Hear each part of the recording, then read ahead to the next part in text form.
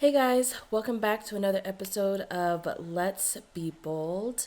And last week, if you joined us, we were talking about red flags for intrusive thoughts and negative communities. And this week, we are going to talk about green flags in an episode that I call The Way of the Jedi.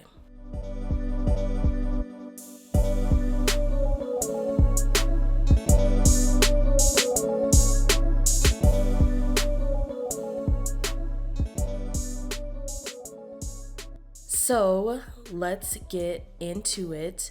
Now, if you know anything about the Star Wars universe, it follows the Skywalker family specifically, and in the prequels, it gives us the background story of how Anakin came to be Darth Vader, and then in the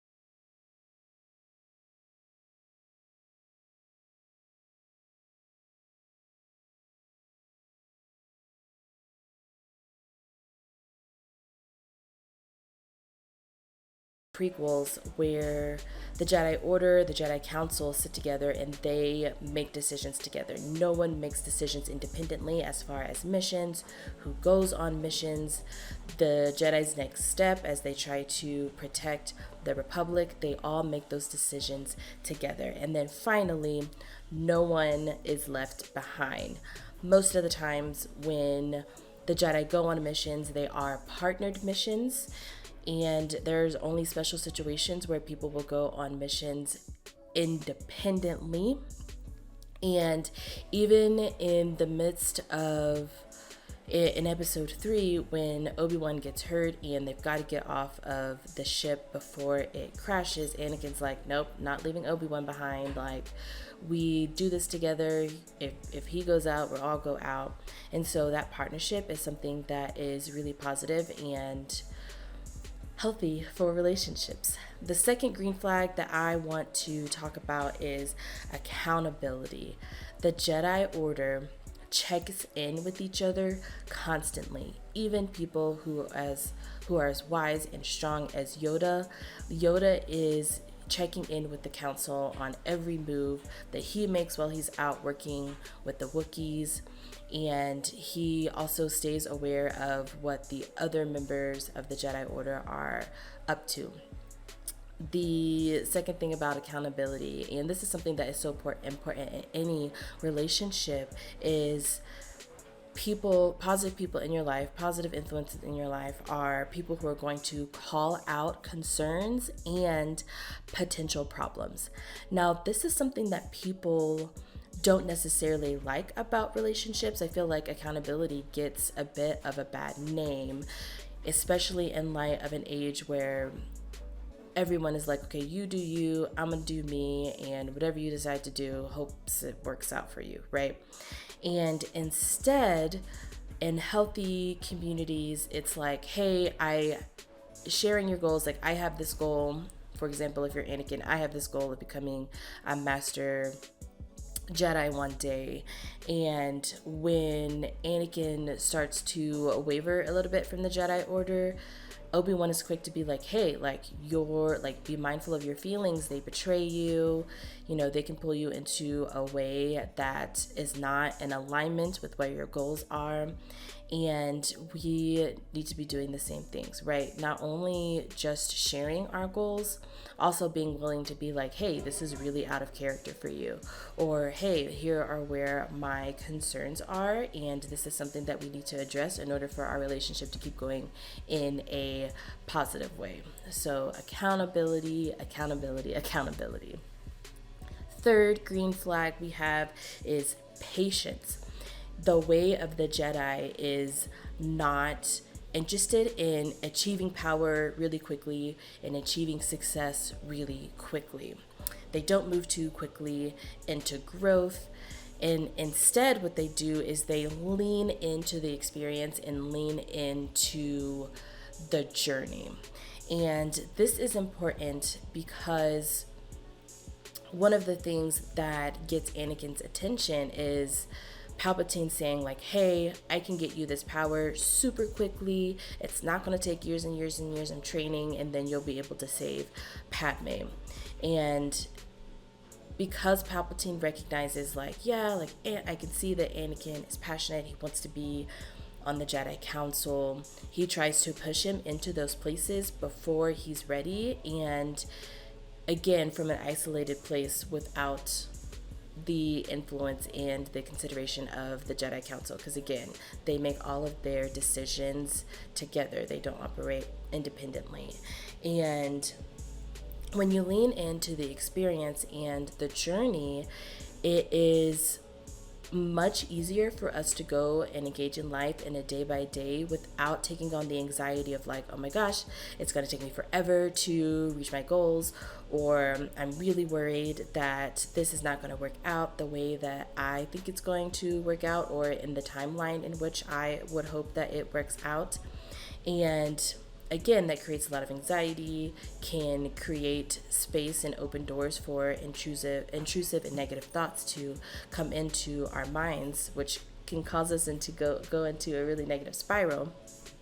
And instead being like, okay, like this is what my life looks like today. I'm going to stay in the present moment.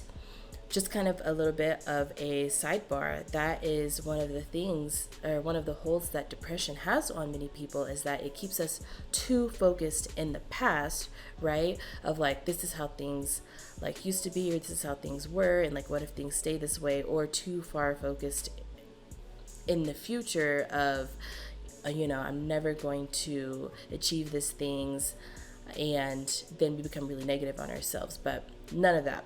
Stay focused in the present, focus on the experience and the journey. The fourth green flag here is encouragement and affirmation. And this is something that I feel like I am particularly gifted in. I have the ability to like encourage people, hype people up. This is something that's one of my love languages personally. Like, I love when people hype me up.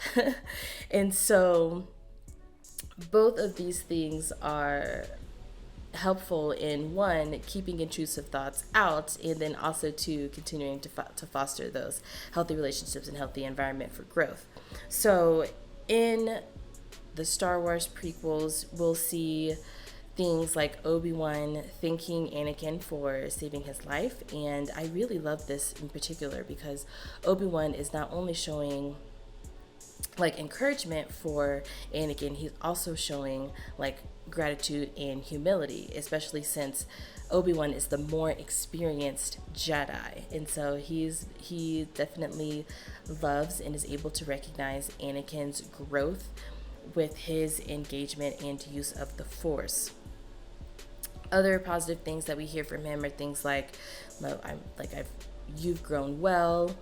And I think Obi-Wan even also says like, hey, like your gifts as a Jedi are surpassing my own, right? And so the Jedi love encouraging the younger generation, and they're saying like, hey, like you are going to take this practice and your influence on the world is going to go a little bit further than what I was able to do during my time. Now this goes to Anakin's head maybe a little bit, but we're not going to focus on that part right now. So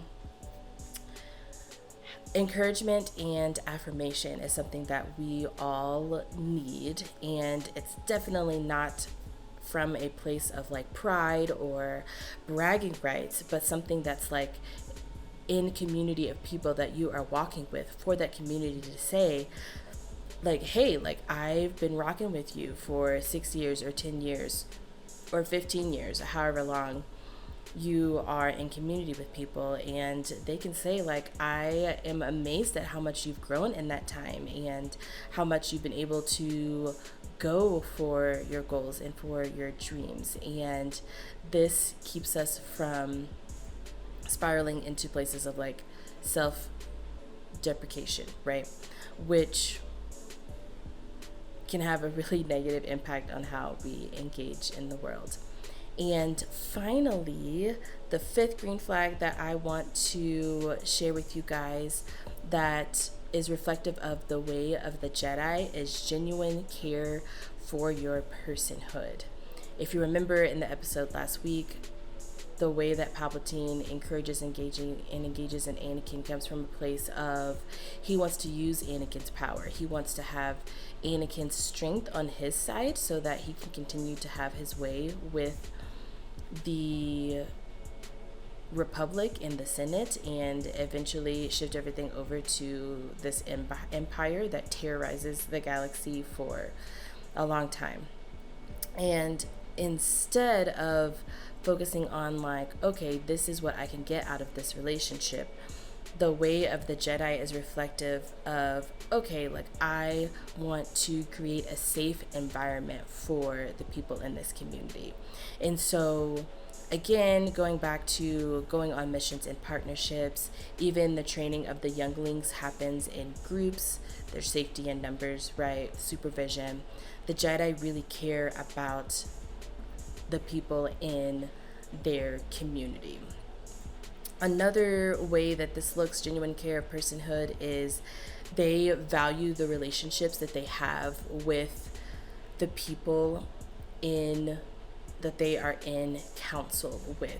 And so, you know, Yoda doesn't just show up and spend time with Mace Windu because he's like, man, Mace is a really dope with his saber skills. Sidebar, purple saber, super cool. But anyway, no, he's like, I am in community with this person. I care about Mace Windu, and as we go apart on our individual mission, I want him to stay like safe. I want him to stay a part of this community. Additionally, people that have positive influence and reflect genuine care and personhood is they want you to be your best self, and they want you to be your true self, and they recognize when you start falling out of alignment with who that is. Now, this does look like accountability, which is a green flag that I already identified earlier in this episode, but it's more than just accountability. It's looking into the heart of the person and being like, yes, like I am here for this person, and it doesn't matter what their behavior looks like, even if we engage in conflict, it's like I'm still going to pursue this relationship because I value this person. And so in the epic battle between Anakin and Obi-Wan, when Obi-Wan comes to the realization that who Anakin is gets twisted by the dark side, he's still in a place of like, I am not going to take your life. Like, yes, he like damages him, right? As in defense, and then also in recognizing like, okay, like I have to look out for the safety of the whole galaxy, and the Sith is really corrupting and not creating a safe environment for anyone. Obi-Wan is still like, I had high hopes for you. I believed that you were going to bring balance to the Force. I value our brotherhood and what we've been through together, and I'm not going to just throw that away because you are making decisions that are not in alignment with who your true self is. And so Obi-Wan doesn't take Anakin's life, right? And I love this about Obi-Wan. I think that people will take the stance of like, well, if he would have just taken out Anakin, then Darth Vader wouldn't have been a thing, and then the strength and the power that the Empire was built on wouldn't have lasted, deep into the next 20 years or so. It's not necessarily about that, and more about the care that Obi-Wan shows for Anakin, and that the care, that the Jedi Order and the Jedi Council have for each other. So much so that they're like, hey, we're going to send this alert that says any Jedi who were not killed in this betrayal that we all experienced, do not come back here. Do not return to the Jedi Temple. Because they care about, again, the safety, and they want the people in their community to do well. So I hope that you guys have people like this in your life who can call you out on your stuff, who care about your personhood and not just about what they can get out of their relationship. I, a couple of times with clients recently, have encouraged them to ask them, hey, look at your relationships and identify the relationships that are really life-giving for you, and also identify the relationships that maybe are draining for you. And I'm not necessarily recommending you cut off relationships that are draining for you. If that is something that you think that you need to do, then that is up to you. I definitely don't want to be like be in a situation where people are like, yeah, DeMonica told me that we can't be friends anymore. What I am recommending though is like relationships that are maybe more draining. Make sure that you set those boundaries for yourself and say like, hey, maybe I can only engage with this person once every other week, because I know that I have to be mindful of the way that this person influences me, whether that's positive or negative. Particularly negative one. I want you to hang out with your positive influences.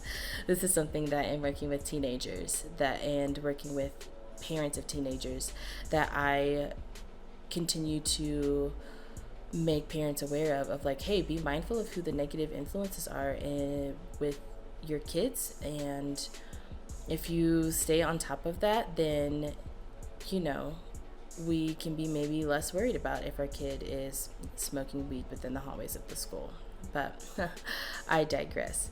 I hope that you guys have a good week, and this is not an exhaustive list of green flags and positive relationships and green flags of things that are healthy for us and keep our brains from moving to a negative place.